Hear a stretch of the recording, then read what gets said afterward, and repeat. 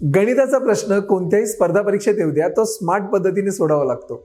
आणि असेच स्मार्ट पद्धतीचे प्रश्न परीक्षेत विचारले जातात, ज्याचं आन्सर पण स्मार्ट पद्धतीनेच येतं. बघा ना, पी हा नळ क्यू या नळापेक्षा 21 पट वेगवान आहे. जेव्हा असं कधी येईल तर दोन नळ तुमच्या डोळ्यासमोर येतील, पी आणि क्यू. मला सांगा कोणता नळ वेगवान आहे? तर पी. याचा अर्थ कमी वेळ कोण लावेल? पी हा नळ. मग पी हा नळ जर आपण अज्युम केलं एक्स मिनिटे लावत असेल तर क्यू हा नळ 21x मिनिटे लावेल. हे लक्षात ठेवा, एक्स मिनिटं आणि 21x मिनिटं लावेल टाइम. आता तुम्हाला पद्धत माहीतच आहे, एक्स आणि 21x यांचा लसावी काय येणार? एक्स आणि 21x चा लसावी येणार 21x, कारण दोघे एकमेकांच्या पटीत आहेत. एकमेकांच्या पटीत असतील तर जी मोठी संख्या असते ती लसावी असते. आता नंतर आपण स्टेप काय करतो? 21x भागिले x ते येतं 21 आणि 21x भागिले 21x ते येतं 1. याचा अर्थ काय झाला?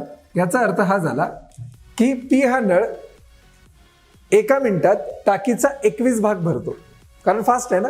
आणि क्यू हा नळ एका मिनिटात टाकीचा 1 भाग भरतो.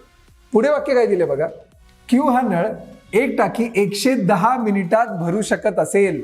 म्हणजे क्यू हा जो नळ आहे 110 मिनिटं लावतो ती टाकी भरायला. मला सांगा एका मिनिटात 1 भाग भरतो, 110 मिनिटात पूर्ण टाकी भरतो. याचा अर्थ त्या पूर्ण टाकीचा भाग 110 असणार की नाही सांगा? म्हणजे संपूर्ण टाकी 110 भागाची आहे असं लक्षात ठेवा. विचारलंय काय, दोन्ही नळ एकत्र सुरू केल्यावर ती टाकी भरण्यासाठी किती वेळ लागेल? मला सांगा दोन्ही नळ जेव्हा एकत्र सुरू असतील 21 आणि 1 एका मिनिटात किती भाग भरतात? ते 21 अधिक 1 म्हणजे 110 ला मी 21 अधिक 1 ने भागणार, म्हणजेच 110 भागिले 22 किती येतं? ते 5 मिनिटे. म्हणजे दोघे मिळून 22 भाग भरतात एका मिनिटात, पण एकूण भाग किती आहेत त्या टाकीचे? 110. 110 भागिले 22 म्हणजे किती?